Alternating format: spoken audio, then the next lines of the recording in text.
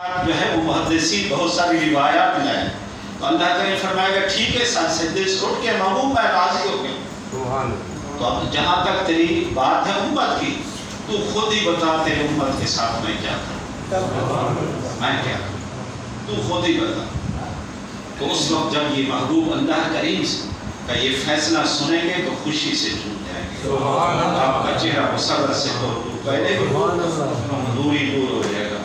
تو حدیث بخاری ہے کہ میرے آقا علیہ الصلوۃ والسلام نے فرمایا جب میں رب کی اپنے رب تعالیٰ کی یہ بات سنوں گا کہ رب تعالیٰ نے مجھ سے پوچھ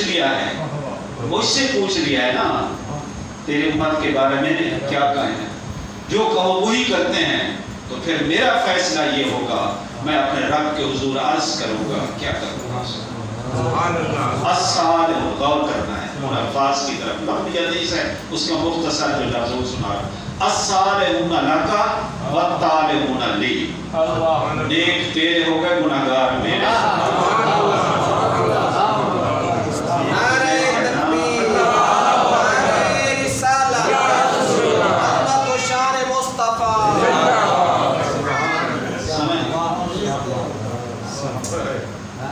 نیک تو نیک ہے نا, یہ آپ نیک ہوں گے, ہم جیسے گناہگاروں کے لیے الصالحون لک, نیک جو ہیں وہ اصل وہ تیرے ہو گئے, تو نے تو ان کو بخشنا ہی ہے.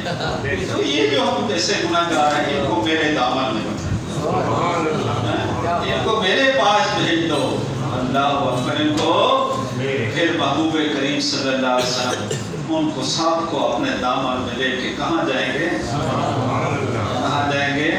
آپ دیکھو حدیث کا اگلا حصہ ابن جوزی کہتا ہے, وہ کہیں دور سے وہ کہتا ہے شفاعت مصطفیٰ میں, یہ بھی توجہ کرنی ہے, توجہ ہے نا, اگر توجہ ہے تو پھر یہ بات کرتا ہوں. تو وہ جوزی کہتا ہے کہ شفاعت مصطفیٰ میں اس قدر لذت ہوگی, جو دامن مصطفیٰ میں چھپ جائیں گے نا, دامن مصطفیٰ چھپ جائیں گے, وابستہ ہو جائیں گے, تو سرکار شفاعت کر کے لے جا رہے ہوں گے. وہ جو نیک تھے وہ تیرے ہو گئے, وہ پریشان ہو جائیں گے, وہ پریشان ہو جائیں گے. جوزی کہتا ہے وہ دوڑیں گے اور وہ جیسے گناہگاروں کو پکڑیں گے, ایک دو گناہ تم میں دے دو. نعرہ تکبیر, نعرہ رسالت, عظمت و شان مصطفیٰ. ایک دو گناہ تاکہ ہمارا بھی اس لسٹ میں شامل ہو, تاکہ ہم بھی جنت میں تو جا رہے ہیں لیکن ہمیں وہ جنت چاہیے جو دامن مصطفیٰ میں چھپ کر جائے. یہ شفاعت مصطفیٰ کی لذت ہوگی, یہ شفاعت مصطفیٰ کی. تو سب جب چلے جائیں گے اور وہ دروغ دوزخ کا وہ منہ کھول کے کھڑا ہوگا حیران پریشان, وہ ایک فضا میں نعرہ بلند کرے گا ما ترکتا لغضب ربک یا محمد, اے سونا محمد اپنے رب کے ناراض ہونے کی کسی کو نہیں چھوڑا, سب کو جنت میں لے کے جا, سب کو جنت میں لے کے جا. تو آپ بتاؤ آدھا پونا گھنٹہ بیٹھنا یہ کوئی زیادہ ہے؟ ہمارا تو اس کریم سے واسطہ پڑا ہے, اس لجپال آقا سے پڑا ہے. تو مختصر کہ میں نے آیت پڑھی کہ اِنَّا أَرْسَلْنَا مِلَا تَوْشَ, یہ تو میں نے ان کا ذوق کہا ہے. چلو 5 سال آخری بات کر کے اِنَّا أَرْسَلْنَاكَ شَاهِدًا وَمُبَشِّرًا. میں یہاں 2 باتیں کرتا ہوں, بہت لمبا موضوع. ایک تو اللہ کریم نے فرمایا محبوب تجھے میں نے شاہد بنایا, شاہد آپ سمجھتے ہیں گواہ, مختصر کر رہا ہوں, پورے ہر ایک لفظ پر ڈیٹیل ہے. شاہدن میں تجھے کیا بنایا ہے, گواہی, امت کا گواہ بنایا ہے. یہ گواہی کب کام آئے گی؟ قیامت کے دن, کہ تم امت کے ایمان کی گواہی دو گے تو تمہاری گواہی قبول ہوگی, ورنہ کسی کو میں خاطر میں نہیں لاؤں گا. تو معلوم یہ ہوا کہ وہ جیسے میں وادی بتا والی بات بتائی کہ لجپال آقا علیہ السلام آخری غلام تک کو جانتے ہیں, تبھی تو ان کے ایمان کی وہ گواہی دے رہے ہیں. یہ سنیے میں اس سے بھی بڑھ کر قرآن سے یا اور بات جو ہے نا آپ کو عرض کیے چلا چلو، میرا علم تھوڑا ہے، ہم کیا میرے آقا علیہ السلام آدم سے لے کر عیسیٰ علیہ السلام ان کی بھی اور ان کی امتوں کی بھی گواہی دیں گے۔ گواہی تو وہ ہوتی ہے جب آدمی مشاہدہ کر رہا ہے۔ آپ جج کے پاس جاتے ہیں، بتاؤ گواہ، جج کہتے ہیں ہاں جی حنفاً بتاؤ کہ یہ واقعہ تمہارے آنکھوں کے سامنے ہوا۔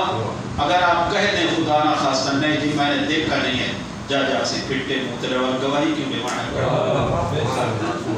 جب تیرے سامنے یہ واقعہ نہیں ہے، وہ گواہی تو وہی ہوگی نا جس کے سامنے یہ ساری چیزیں ہوں گی۔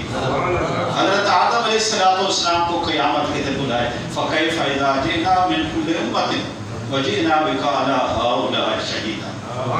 اللہ اکبر، کہ اللہ کریم نے فرمایا کہ محبوب وہ منظر ذرا یاد کرنا، وہ کیسا حسین منظر ہوگا، کیسا حسین و جمیل منظر ہوگا جب ہر امت کے لیے ایک گواہ لایا جائے گا۔ یہ ان کا نبی بطور گواہ لے آئے، بلایا جائے گا، وہ منظر دیکھ، اس کا منظر کیا ہوگا خود قرآن نے بیان کیا ہے کہ آدم علیہ السلام سے پوچھا جائے گا کیا تم نے تبلیغ میری جو ہے ان تک پہنچائی تھی؟ آدم علیہ السلام کہیں گے ہاں پہنچائی تھی۔ لوگ انکار کرتے ہیں، لوگ آدم علیہ السلام حق کے بکے کھڑے، وہ انکار کر رہے ہیں، وہ پہنچا رہے ہیں، گواہی پوری نہیں ہو رہی۔ اس طرح چلتے چلے جائیں، حضرت عیسیٰ علیہ السلام تک بات آئے گی۔ ہر نبی کہے گا ہم نے امت کو پیغام پہنچایا تھا، اور ہر نبی کا امتی جو ہے امت کے لوگ جو ہے وہ انکار کر رہے ہیں۔ انبیاء پریشان حیران بھی اب کیا جائے، وَجِئْنَا بِكَ عَلَىٰ هَٰؤُلَاءِ شَهِيدًا۔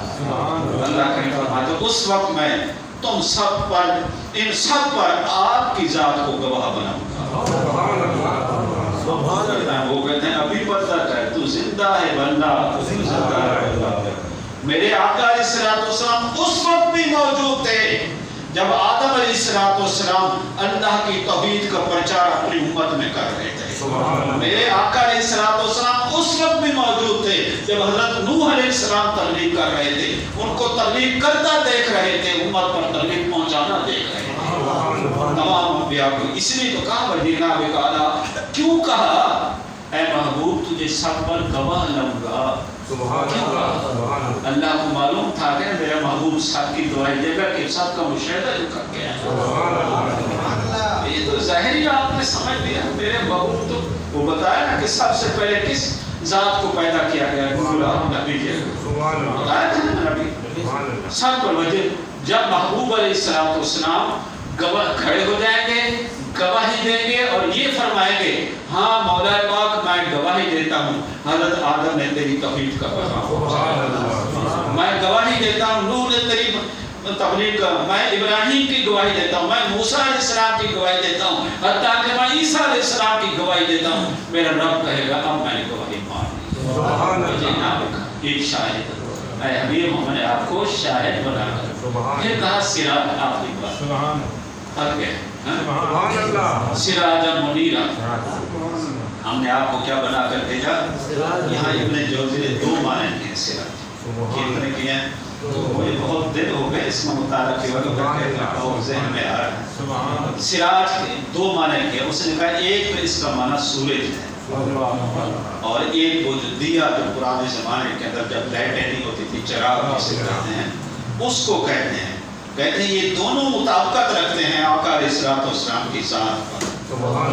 سورج اس لیے بنا کر بھیجا، سورج اس لیے اے پیارے محبوب تجھے سورج بنایا ہے کہ جس طرح جب سورج طلوع ہو جاتا ہے تارے چھپ جاتے ہیں، سارے جو اپنے ٹمٹما رہے تھے، اپنی شوخیاں دکھا رہے تھے، چمک رہے تھے، سارا کچھ کر رہے تھے، جب سورج جاتا ہے تو تمام کائنات کو روشن کرتا ہے، پہلے جتنی روشنیاں ہوتی ہیں وہ تمام ہو جاتی ہیں۔ اے پیارے حبیب تجھے بھی سورج بنا کر بھیجا ہے، اس سے پہلے جتنے بھی انبیاء آئے وہ جتنی بھی روشنیاں جو وہ چلی گئی، ختم ہو گیا، اب تیرا راج تاجدار ختم نبوت زندہ باد زندہ باد، تاجدار ختم نبوت زندہ باد زندہ باد، جشن عید میلاد النبی زندہ باد، سرکار کی آمد مرحبا، دلدار کی آمد مرحبا، آقا کی آمد مرحبا، مدنی کی آمد مرحبا۔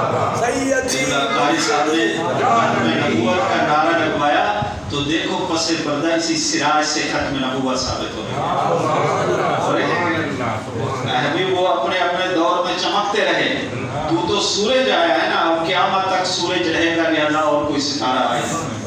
क्या खबर कितना तारे खिले और छुपे, पर न डूबे न डूबा सबसे आला आला हमारा सरकार दो आराम से चराग बना कर भेजेंगे। चराग क्या होता है? अंधेरे में जब उसको जलाया जाए ना तो वो रोशनी हो जाती है। तो और भी लोगों ने इसके बहुत मारे, मैं वो जौजी को लेकर बैठा हूँ। जौजी कहते हैं मेरे महबूब को अल्लाह करीम ने इसलिए चराग बनाया कि जिस तरह के चराग रोशन चराग आने से नूर पैदा होता है, मेरे महबूब के आने से भी तुम्हारे ईमान के अंदर नूर पैदा होता है। कायनात अंधेरे में थी कि मोहम्मद से वफा तूने दे रहे हैं, ये जहाँ चीज़ क्या है वो कलम दे रहे हैं, खुदा खुदा का यही है दर, नहीं आओ कोई मफर मकर जो वहाँ से हो, यही आप जो जहाँ नहीं तो वहाँ।